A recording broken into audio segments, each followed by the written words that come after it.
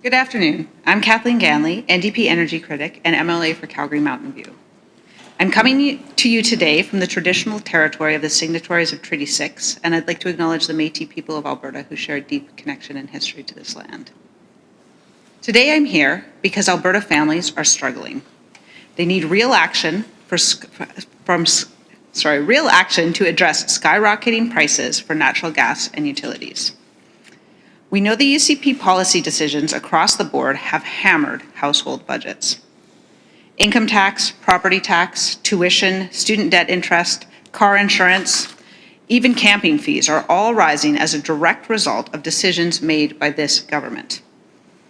But where the impact is being felt most is on electricity and natural gas rates Albertans pay to heat their homes and keep the lights on. And on prices at the pump Albertans pay when filling up their vehicles they rely on to get to work and to pick up their kids from school. Recently, the Premier seemed to have finally acknowledged that families are struggling. He promised several weeks ago a rebate program to help with natural gas prices in the provincial budget. But all we got was a fake program. The rebate program he introduced doesn't come into effect until October. It's currently unfunded, and it sets a threshold that few, if any, will ever qualify for. In fact, their plan depends on things getting worse. Even now, most Alberta households have yet to hit the $6.50 per gigajoule rate over the past several months. As of today, the regulated rate for natural gas is $5.05 per gigajoule. And still, many Albertans have been sending us copies of bills in excess of $700. $700 to heat your home and keep the lights on in a single month. As well, there wasn't a thing in the budget to help with electricity rates, which in many cases are actually the larger portion of the increase. Alberta's NDP set an electricity cap at 6.8 cents per kilowatt hour that was removed by the UCP shortly after they came into office. Today, the average rate is more than double that, at 15.2 cents per kilowatt hour. Based on average usage, that's an extra $50 each month. As I've said, that's just average usage. That doesn't even include the transmission and distribution fees that have gone up for everyone. And then there's a massive increase to gas prices at the pump.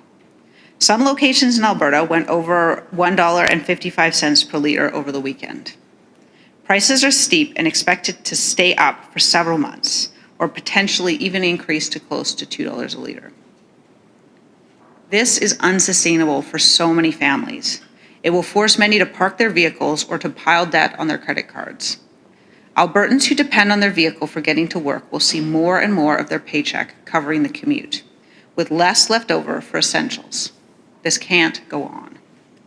Now, we fully expect the Premier to introduce some relief at the pump later this hour. We will be watching closely in the hope that this time he actually follows through.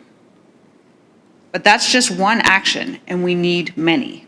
Relief at the pumps does nothing to address the thousands owed by family for outstanding utility bills, on top of all the other bills the UCP has driven up. That's why this afternoon, I will table an emergency motion in the legislature that calls for action on three fronts. First, with respect to rising gasoline prices, Alberta's NDP will call for an immediate suspension of the 13 cents per liter provincial gas tax. I am suggesting this suspension be in place for 3 months and then be reassessed. Should these prices continue, it may need to remain in place for longer. Second, with respect to rising electricity rates, we will be calling for either a rebate program that takes effect immediately to offset rising costs, or the reestablishment of the rate cap of 6.8 cents per kilowatt hour that was put in place by the NDP government. Third, with respect to rising natural gas prices, Alberta's NDP will call for a real rebate program that takes effect immediately and for which eligibility thresholds are lower than the $6.50 per gigajoule in the government's current fake program, for which no one currently qualifies. I sincerely hope the government accepts my motion and that we're able to engage in a fulsome debate on these critical matters. Albertans are truly struggling right now. Without real relief on all three costs, they will continue to struggle. We need a plan to offset gasoline prices. We also need a plan to rebate or cap skyrocketing electricity prices, and we need a plan to rebate natural gas prices. One or two of these measures is likely to be insufficient. My message for the Premier is this: do your job, listen to Albertans, follow through on the promises that you've made to them. And my message to Albertans is this: Alberta's NDP hears you. We care about you, and we are going to do everything we can to help you in this difficult time. Thank you, and I'm happy to take your questions. And we'll start with questions in the room. Dean from CP. So the Premier last week, he tied this fuel plan to the federal carbon tax kicking in April 1st. Initially, he said he didn't want to do it until the feds removed it first, but then, of course, he reversed himself. What do you think about him sort of tying the two together? And does your caucus believe perhaps the Fed should maybe hold off on the carbon tax hike on April 1st?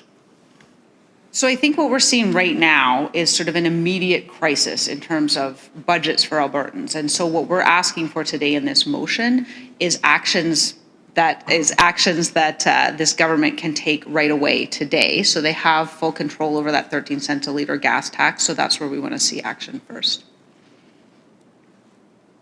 Sorry, and the carbon tax portion of it, and whether your caucus would support perhaps putting it on hold? I think at the end of the day, again, this is sort of an emergency. This is an emergency program. We're looking for immediate action. We'll have to have a more fulsome conversation about sort of things to come in the future. Hello, Janet French from the CBC. Have you priced out these three proposals together? Like, what do you think the estimated hit to the Treasury would be in the event that a government did do all three of those?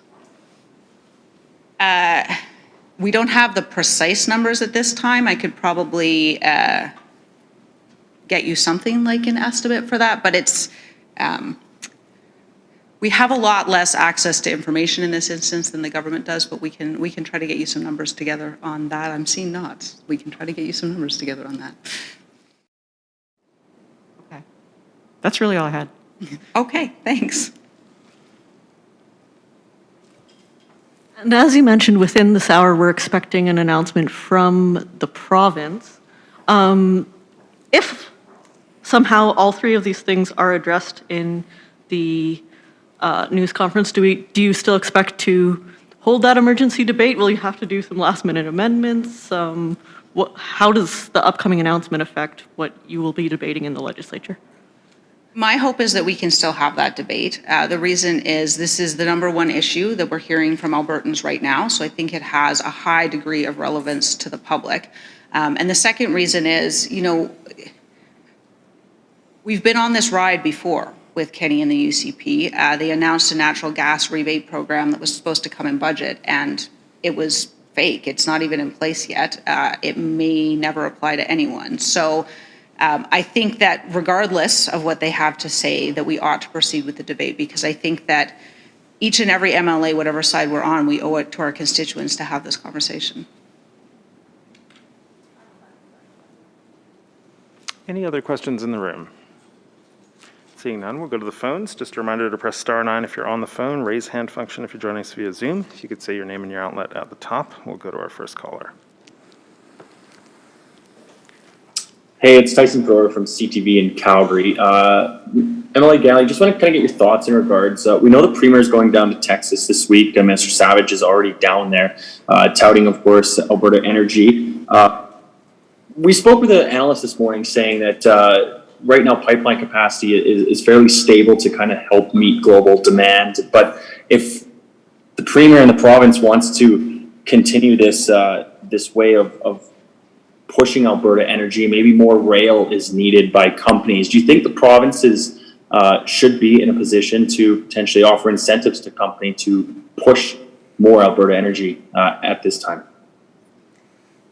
So those numbers you're referring to, we would have had access in government. We don't have as much access now. At the time, I think it was clear we needed additional takeaway capacity. That's why we pushed for the TMX expansion project. At this point, I would definitely say